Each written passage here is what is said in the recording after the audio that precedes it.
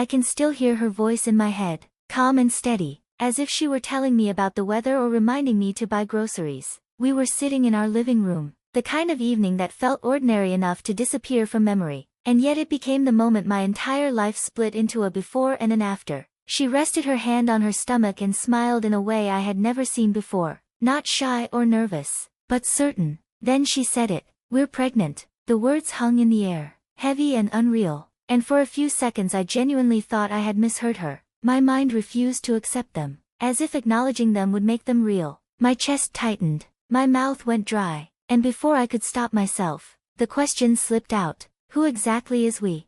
I didn't say it with anger or sarcasm. I said it because nothing made sense. We had talked about kids someday, in the distant future, when life felt more settled, when finances were better, when everything felt ready. This wasn't part of the plan. We had been careful, or at least I believed we had been. I waited for her to laugh, to tell me it was a joke, to explain that she meant something else entirely. Instead, her smile vanished so quickly it was terrifying. In that instant, before she said another word, I felt something deep inside me break.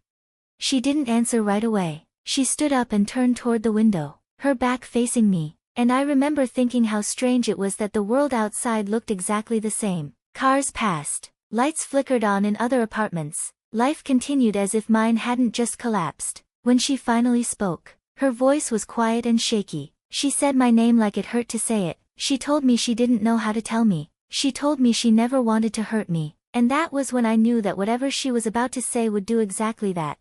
We had been together for nearly 4 years, and in all that time, I never once questioned her loyalty. She wasn't secretive or distant. She wasn't reckless or impulsive. She was the kind of person people described as dependable, the kind of partner you trust without hesitation. We built routines together, small comfortable habits that made life feel safe. Sunday mornings with coffee and quiet music, late night conversations about dreams and fears, plans that stretched years into the future. I believed in all of it with my whole heart. That belief shattered when she finally admitted the truth. The baby wasn't mine. The words didn't come out cleanly. She cried as she said them, her voice breaking, her body trembling, but no amount of emotion could soften the blow. I felt numb, like my body had shut down to protect me from the pain. I asked who the father was, even though part of me already knew. When she said his name, it felt like being hit all over again. He wasn't a stranger. He wasn't some faceless mistake. He was someone I had met, someone who had shaken my hand and smiled at me, a coworker of hers, someone she had talked about casually, someone I had never once felt threatened by. Knowing that made everything worse. The betrayal wasn't just personal, it was layered. It rewrote every interaction, every shared moment, every memory I had involving both of them. She told me it started slowly, long hours at work, stress, conversations that went too far. She said she felt understood. She said she felt lonely, even though I was right there. Hearing that hurt more than I expected. I wondered how someone could feel lonely while being loved, how someone could justify crossing a line instead of communicating. She said it wasn't planned. She said it just happened. Those words felt hollow, meaningless, like excuses dressed up as explanations.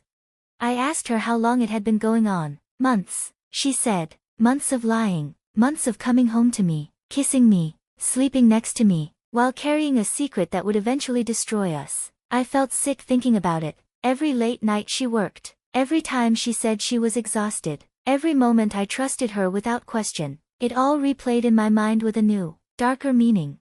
What hurt the most was when she said she still wanted us. She said she hoped I would stay. She said she believed love could survive this. She even said she thought I could forgive her, that maybe one day things could be okay again. Hearing that made me feel invisible, like my pain was something she expected me to overcome for her sake, as if the betrayal were something that happened to both of us equally, rather than something she had chosen.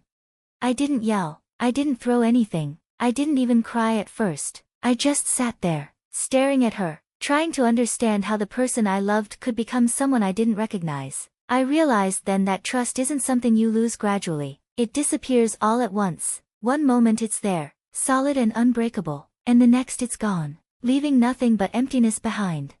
That night, I packed a bag and left. The apartment felt suffocating, like the walls were closing in on me. Every object reminded me of a lie. The couch where she told me, the bed we shared, the photos on the wall that now felt fake. I didn't know where I was going, only that I couldn't stay. I drove aimlessly for hours, my mind racing, my emotions crashing into each other without order.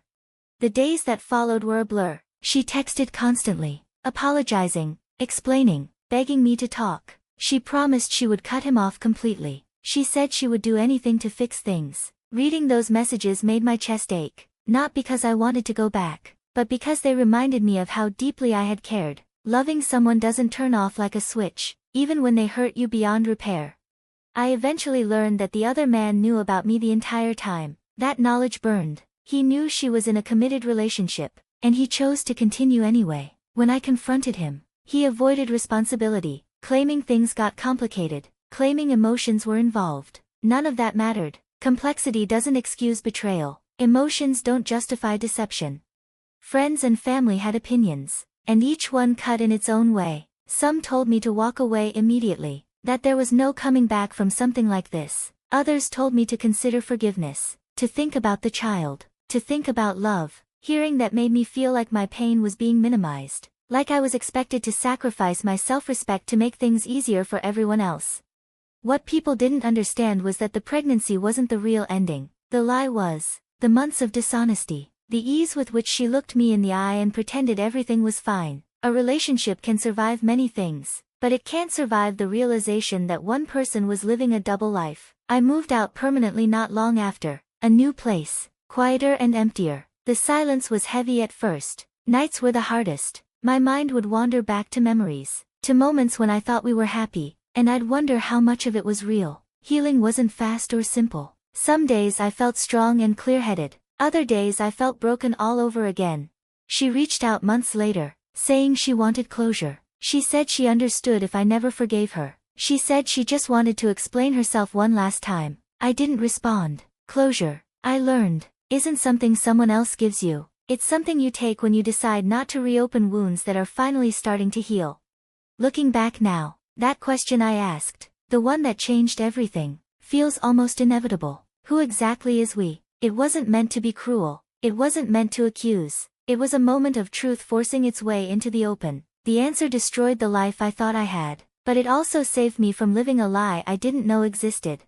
Some losses hurt because they take something away from you. Others hurt because they reveal what was never really there. This was both, and even now, long after the shock has faded, I know one thing for certain. Asking that question was the moment I stopped being lied to. And sometimes, the truth destroys everything only because everything was already broken.